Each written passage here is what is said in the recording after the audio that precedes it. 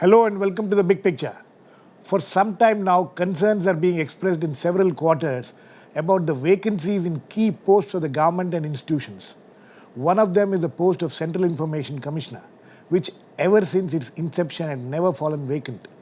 Now it's over 5 weeks since the post fell vacant and the appointment is yet to be made. This has resulted in a huge backlog of cases pending in the commission and also affecting the RTI system itself. According to recent reports, the applications called for the post of information commissioners has resulted in hundreds of applications being received. Meanwhile, the post of Central Vigilance Commissioner and Vigilance Commissioners have also been pending, with government facing criticism from the Supreme Court for lack of transparency in the appointments and choosing only bureaucrats for the post. Another area where there are high number of vacancies are in the high courts across the country. Out of a sanctioned strength of 906, 256 posts of High Court judges lie vacant. Similarly, there are said to be 5.48 lakh vacancies in the police forces across the country. We will discuss why there are vacancies, the impact of such vacancies, especially in key posts like Chief Information Commissioner and Chief Vigilance Commissioner, and the impact of these posts lying vacant. Also, whether the existing appointing procedures need a relook. To discuss this, I have with me A.N. Tiwari, former Chief Information Commissioner, Central Information Commission; Sudhir Kumar, former Vigilance Commissioner at the Central Vigilance Commission; Anjali Bharadwaj, Secretary National Campaign for People's Right to Information; and Vinod Sharma, Political Editor, Hindustan Times. Welcome to all of you. Anjali, I would like to come to you first. You people have actually petitioned the Prime Minister, the President, about this vacancy as far as the Chief Information Commissioner is concerned. How serious is this problem? Well, it's a very, very serious matter because as the law stands, the Chief Information Commissioner has a very special role. The role of the Chief Information Commissioner is that of management, overall direction and superintendence, and in fact the Information Commissioners under the law are supposed to assist the Chief Information Commissioner in the functioning of the Commission. Now this basically means two sorts of problems are immediately coming up. The first, of course, is that without the management and direction happening effectively, because there is no chief for the past 40 days, today is the 40th day without a chief commissioner in place, there is the whole problem of allocation of work. Pendencies are already very high in the Information Commission. There are more than 25,000 pendencies in the Commission. Appeals and complaints have been at the Central Information at the Commission. Central Information Commission, which basically means that people are having to wait for months, even years, to have their appeals and complaints heard. Now, in this sort of a situation, when there isn't a chief, it increases the backlog. It increases the time for justice that people have to wait for. The other thing, of course, is that the legality of the orders of the commissions, which are even now coming out because the rest of the commissioners are functioning, can be questioned potentially in a court of law. Now, in a situation where in the last 1 decade, what we have clearly seen is that one of the most potent tools for fighting corruption for a common person has been the Right to Information Act, whether it is small petty corruption, rations, pensions, where people have used the information from the RTI, using the RTI Act, and demanded accountability and got their entitlements, or it is big ticket scams like 2G or CWG. We've seen the Right to Information has been used. For a government which has been making statements about their commitment towards fighting corruption, we do not understand what the rationale is for not appointing a chief for this long. It's the first time that this has happened. Mr. Tiwari, what is the rationale? Can you see any rationale? Actually, I cannot see any rationale. I'm really surprised by this. But I just make some comments on this whole process of appointment to the commission. There are two sets of appointments. One, the Chief Information Commissioner and the Information Commissioners. The DOPT set the ball rolling for appointment of commissioners, and the last date was 19th of August. So apparently the Chief Commissioner's appointment and the Commissioner's appointment was not linked, because 19th August they got all the petitions. Which How many commissioners are there right now, Anjali? Just now, I think 7. There are 7. So you could pick one of the 7 as a Chief Information Commissioner if you want to. That is a moot point in the under the law, there is no provision for stopgap arrangement for Chief Information Commissioner. It is Okay. almost like the cabinet system where there cannot be cabinet without the Prime Minister. So Section 12 of the RTI Act very clearly lays down that the commission shall comprise the Chief Information Commissioner and commissioners. Right. And as if I am not wrong, there are some high courts which have said that the commission should have the Chief Information Commissioner and at least one commissioner. You cannot do without the other. So now, in the absence of a Chief Information Commissioner, whether the Information Commissioner is validly constituted, it remains a legal issue. And maybe it might be challenged by some disgruntled persons later on. But the fact is that law has also appreciated the fact that suppose there is an extraordinary situation, this kind of gaps could be understood. Maybe that generic law can be applied to the commission for the time being. But with each passing day, the possibility of that escape route being available to the commission becoming less and less, because it is not an emergency situation. It is just an undoing and failure of the executive. And you cannot really make a system... Is it just complacency, or is there any design? Actually, some of the... logistically, it is linked to the appointment of the leader of the opposition. Because the that was one of the speaker things took said. one of the decision only about 2 months ago, and then they started corresponding with the Lok Sabha Secretariat about who would be the person coming in here. And maybe it is possible, I'm just saying maybe, that the leader of the largest political party is not prepared to associate himself with the proceedings for selection of the Chief Information Commissioner if he is also not simultaneously made the CLP. So what is happening there is impacting but this is my hunch. I don't know definitely. Anjali, in fact, I was looking at your petition to the Prime Minister and the President especially. It says that there is an explanation in that Act 120, Section 12(3), and the accompanying explanation of the RTI Act states, the Chief Information Commissioner shall be appointed by the President on the recommendation of a committee consisting of Prime Minister, Leader of Opposition, Union Cabinet Minister nominated by the Prime Minister. And there is an explanation which says that for the purposes of removal of doubts, it is hereby declared that where the Leader of Opposition in the House of People has not been recognized as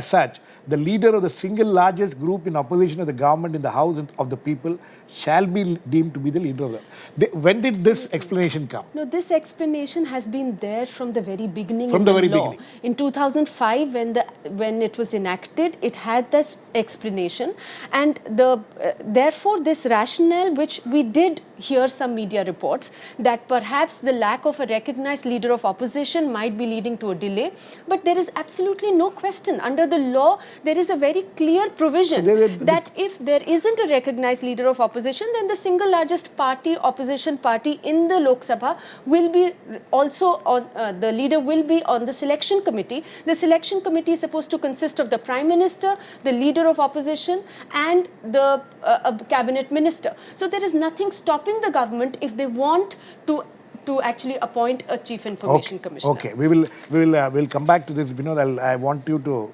address both the issues. Let me get Mr. Sudhir Kumar. Mr. Sudhir Kumar, apart from the Chief Information Commissioner, the problem which we discussed just now, there is also the problem of the Vigilance Commissioners and the Chief Vigilance Commissioners. What is the problem there in appointment?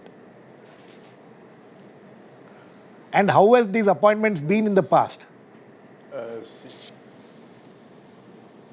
No, the CVC and VC's appointment procedure is also laid down in the CVC Act. Yes. And there also the composition of the selection committee includes the Prime Minister, the Home Minister, and the Leader of the Opposition. Right. So I think where it is getting stuck is probably the Leader of Opposition issue. The other issue, which is also very closely interlinked, is the procedure for shortlisting of the candidates. Right. I think the appointments to these constitutional and statutory bodies have come under a lot of controversy in the past few years. And because of that, a question has been raised both publicly as well as in the Supreme Court about the transparency of the system, of the methodology of shortlisting people. Now, Right. that is where I think there is a lot of confusion. And this confusion, if you recall, you see, arose also in the case of the shortlisting of candidates for the Lokpal. Right. So, there are two issues, in fact, where the things, in my opinion, are probably getting stuck. One is the composition of the selection committee, and the second is the procedure for shortlisting the eligible candidates out of the available pool. And there I must say that in the case of CVC and the vigilance commissioners, the whole thing is I mean, it's not very clear. And if you recall, this was one of the reasons why there was a similar situation that existed in 2009 and 2010. There was only one CVC, and the other two VCs having retired in November 2009, the posts were not filled up for almost 10 months. 10 months. The result was that one person gets overloaded, like it is in the present case, and then it is not only inappropriate but illegal also, because you see, the CVC functions as a 3-member body. Right. And if there is only one person who is taking the decision on all critical issues, it becomes subject matter of criticism and also questioning. Okay. So the 10 months delay, why did that 10 months delay take place at that point of time? What was the problem then? Now, obviously, the shortlisting of candidates ran into a lot of problems. Which continues You even see, today? There is considerable opacity, and in fact there have been some PILs filed in the Supreme Court questioning the methodology of shortlisting. Right. Now, you see, there is no clear-cut method laid down. I mean, what is the search committee? How do you sort of mobilize the applications? How do you shortlist them, and who does that? There is the screening process of the eligible candidates. In fact, there is a critical issue even in terms of age in this, age of eligibility. Okay. You see, somebody who becomes eligible for the CVC must have at least 4 years of service remaining. Okay. 4 years duration. That means he has to be between 60 and 61 years of age if the full advantage of his 4-year tenure going up to 65 has to be derived. Right. And so, all these things have to be clarified. Like the last CVC who demitted office recently, I think his tenure was less than 4 years and just a little more than 3 years. Whereas, you see, and that happened because he came in at a stage when he was 61 plus. Right. Okay. In fact, even now there is a case in the Supreme Court pending just a couple of weeks back, less than about 10 days back. In fact, the Supreme Court took very serious note of the kind of the procedure of appointment of the vigilance commissioners. Vinod, how do you look at this entire problem? Do you think that this is just complacency within the government, which creates these kind of delays, or do you see any larger plan to redesign or relook at this whole systems? See, I think it's an amalgam of factors. First of all, these matters are pending before the Supreme Court. One of and them, at least the vigilance commissioners, chief vigilance. Not the vigilance commissioners alone. If you remember, Girish, that the Supreme Court is also seized of the LOP issue. Right. And LOP issue in the context of appointments to these institutions, these key institutions, to fight graft and corruption. And my reading of the situation is that, they would be primarily addressing themselves, the Supreme Court, on as to how to, sort of get past the hurdles which are there in the legislation that drives these institutions. That could be one reason. The other reason, of course, is that successive governments, and it's not to suggest that people who have held positions earlier or lacked integrity or anything, but the Chief Information Commissioner, The question is that why should only the bureaucrats be there? Why can't judiciary be there? Why can't people? This is the question even asking. You know, eminence in other fields be there. Yes. The Chief Vigilance Commission, you know, this institution has been under tremendous controversy on account of Mr. Thomas's case, you know. Yes. And perhaps the government, this new government, doesn't want to replicate that controversy. I think that whatever might be the reasons, the onus squarely is on the government to make sure that these vacancies are quickly filled, because, you know, this is tremendous disempowerment of people, as Anjali just now pointed out, that, you know, the right to information was a right that helped so many people, though it had its downsides. And it continues to. And, you know, I would like to, but there were certain states which didn't have a very glowing record insofar as attending to RTI applications was concerned. And if this vacancy persists for long, you know, then questions will be raised whether that model is being replicated at the center. Absolutely. You know, Mr. Tiwari, in fact, you know what Mr. Sudhir Kumar was talking about, you know, the confusion as far as this, and what is your view on broad basing these two, both Information Commission as a Vigilance Commission, and getting people out from outside? What the Supreme Court says in the case of Vigilance Commissioners and Central Vigilance Chief Vigilance Commissioner, and even as far as the Information Commission is concerned. Information commissioners can be drawn from a very big catchment. Right. That is a very broadly worded So far, qualification. it has also been. There have also been people outside the bureaucracy who have already become. They have come. Yes. Gandhi was there. Shailesh Gandhi was Professor is there at this moment. I This think kind of Subhash thing. Agarwal. Was No, Subhash he's- Agarwal? he is Okay. he is outside. Yeah. So that kind of thing is happening. So it is all left to the committee to decide how that catchment is to be utilized to pick people. And the biodata of the civil servants, it reads pretty impressive in the sense that they have been working for so long, and they carry the day before when the discussions happen before the commission, before this committee. So that is one area. So the decision for who to come into this commission is entirely of the committee. And the leader of the opposition. But the Act provides for that. For a big for very a catchment. broad basing of. Even the members There of is no parliament. problem as far as the Act is concerned. No. It is a very big catchment. The CVC Act is slightly restrictive. The parameters for selection are not as bright. I don't exactly remember what those are, but they are certainly not as wide. That really allows the civil servants alone. to get into this. Right. And outsiders have never come to the CVC. Second factor is that government feels comfortable with the civil servants because they are known quantities. No matter whether the politician is now in the opposition or in the government, he somehow or the other directly or indirectly knows the civil servant. And that is the reason they find that a known devil is better than an unknown angel. So that is one factor. Second is that so far as vigilance work is concerned, it is peculiarly government work. Right. So the police does it, the civil servants do it, and the income tax people do it. All manner of people have been doing it. The bankers do it. So this vigilance-related information, which can be a major element in the selection of a VC or CVC, is probably weighing in favor of the civil servants broadly used. So I would say that this selection process, there is a certain element of subjectivity no matter what selection process you have. Whether it's vice chancellor, there is a committee which goes around and select, and you can always say how you have shortlisted those people, and there can be 200 different opinions about that shortlisting itself, and each can be equally valid in its own right. So that kind of thing is doubtless.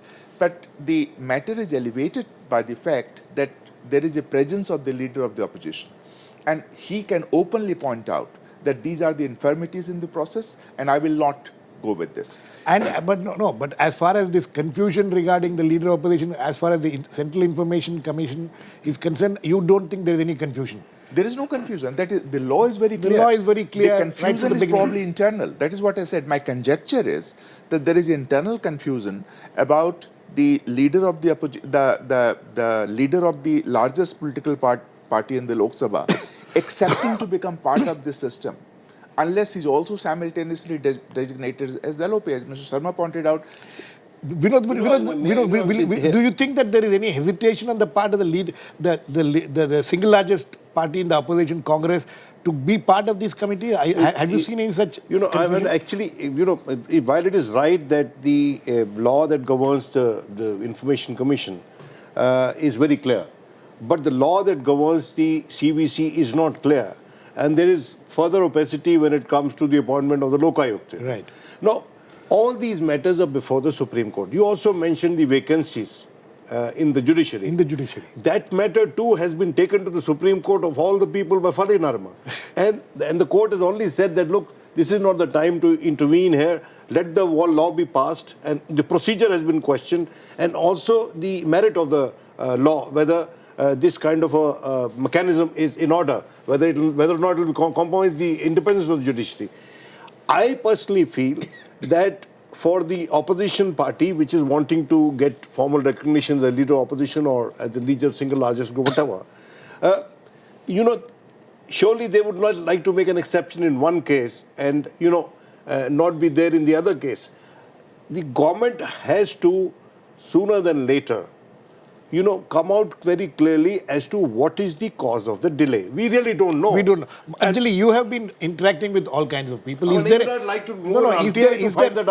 there some kind of a hesitancy in the Congress party to have its leader, who is the leader in the Lok Sabha, to become part of this committee now at this point of time? Is it waiting for the Supreme Court to come out with the clear orders on this? Where is the problem? Where is the problem according to you? Girish, we have been asking, and in fact, we have been writing to the Prime Minister, to the Minister of the DOPT. We've written even to the President, like you mentioned, saying that please make these appointments, and else at least inform us what the reasons are. We haven't got any communication from anywhere as to what the problems are.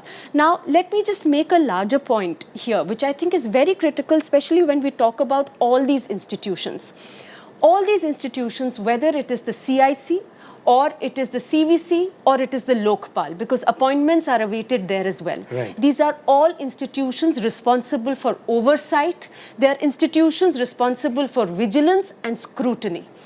For a responsible government, especially when there isn't they've got a thumping majority in Parliament, for a responsible government which says it is committed to anti-corruption and clean governance, it's important that these institutions be strengthened. Unfortunately, we are seeing that these institutions are getting weakened because when you don't have people on top, you are weakening institutions. You are finally killing these institutions because all their orders are open to scrutiny or their work goes haywire. So all these factors contribute to weakening these very, very critical institutions which finally make a democracy function. Absolutely. So and I think that both in the CIC and the CVC, the provisions are very clear. If the LOP is not recognized, then even in the CVC, confusion. Only in the Lokpal law. Okay. Is there a clear provision that a LOP has to be there? If the government wants, it can just go ahead. It can go ahead and do it. And in fact, if there is a problem, whether it is one party or another, the government must come forth and say what the problem is. Mr. Sudhir Kumar, apart from what Anjali says, the question is, in the kind of situation which the Central Vigilance Commission finds itself now in, what is the kind of problems which will happen, and how long will this problem last? New commissioners coming in, how long will they take to cope with the backlog? I'm sure there's going to be a backlog now. Yeah, the workload is very heavy. It is divided between two individuals, CVC and one VC. And you see, but before I comment on that, on the workload part, I would like to clarify the legal position about the appointment and about the selection or shortlisting of candidates. Yes. Actually, the provision is very clear, as Mr. Tiwari had mentioned, that in the CIC, the catchment is much wider. Right. In the CVC, the catchment comprises of two categories. The civil servants is category A. The subclause B talks of the public sector undertakings. Now, over the period, certain conventions came to be followed. as a result of which you see there is one representative from the IAS, one from the IPS, and one from the banking sector. Now, why banking sector only? Now, this is where several questions have been raised time and again. Why only IAS and IPS? Why not other civil services, other central services? Right. The questions have been raised. And this is where you see the confusion arises, especially when you demand a certain amount of transparency in the shortlisting process. Unfortunately, there is a selection committee in place, and here I may just clarify that if there is no leader of opposition, there is a provision for the leader of the largest party in the opposition. So the same provision which is there in CIC. Present dilemma is already taken care of. Right. The problem is that there are no rules formulated laying down the procedures for shortlisting of candidates, inviting applications from the eligible categories, shortlisting them, selecting them, and putting them up before the selection committee, which comprises these three members. Now, a certain amount of ad hocism that had gone in so far, you see, has been questioned in the Supreme Court. Okay. And now, from what I can suspect, you see, I have no direct information, but they must be facing the dilemma of laying down this procedure, inviting the applications and going about it. Okay. I think one attempt to lay down some kind of a procedure was made when they sort of devised a format for inviting applications for the Lokpal members. Right. But even that ran into difficulty, although they had probably received, they had advertised, they had put it in the public domain. Almost 300 to 400 applications were received, out of which about 20, 30, as per the public reports, were shortlisted. Yeah. And there the question, So the same problem here also, Mr. Tiwari. So how is it that all the... I'm sure DOPT comes into the picture in shortlisting this... DOPT starts this process of filling up the vacancies fairly ahead of time. And that process goes on uninterrupted, happens on dot. So the problem is not at the DOPT Not surely level. in the DOPT. One of the reasons why this imbroglio is happening just now is because of the problem, my conjecture, about the leader of the opposition. Now, please look at from the leader of the opposition's point of view, or rather from the point of view of the party which is the largest single party in the Lok Sabha today. They have gone to the court claiming that they should become the LOP. Yes. Now, if they start associating with these kind of functions, it is possible that what is de facto with somebody will say becomes de jure. Yeah, I think you have a very good point there very quickly, Vinod. Yeah, that's right. And frankly, this... the Congress party can, hasten this process by saying that, okay, we will be part of the committee. That's a separate thing. We don't have to wait for the Supreme Court's order. But as far as these two commissions are concerned, we are willing to come and be part of the committee. Why can't they say that? You see, the point is, the question in dispute before the Supreme Court is whether this 10% of the total strength of the House is applicable or not. It has been wider decision of the Speaker has been turned into a practice. But the question here is that the law relating to the leader of opposition is silent on this. So whether a president would supersede a law passed by the same parliament, that's the question. Very quickly, I'll make one observation. Yes, very quickly. The workload which is increasing. The commission, so far is concerned, CIC, the workload is almost equally distributed among the commissioners. The chief's role is only to allot the workload, which is really done by the secretariat, and he only endorses it. I think we have completely run out of time. Sorry, Anjali, but you have made your points very powerfully earlier. We'll have to wait and watch how this imbroglio will be settled, because there seems to be a simple solution, but there also seems to be some complications. We'll have to wait and watch how the government will overcome these problems and hopefully appoint people to these very key posts as soon as possible. Thanks to all my guests, Sudhir, Kumar, A.N. Tiwari, Anjali, Bharadwaj and Vinod Sharma. Please keep watching. We'll come back with another issue in the big picture, same time on Monday.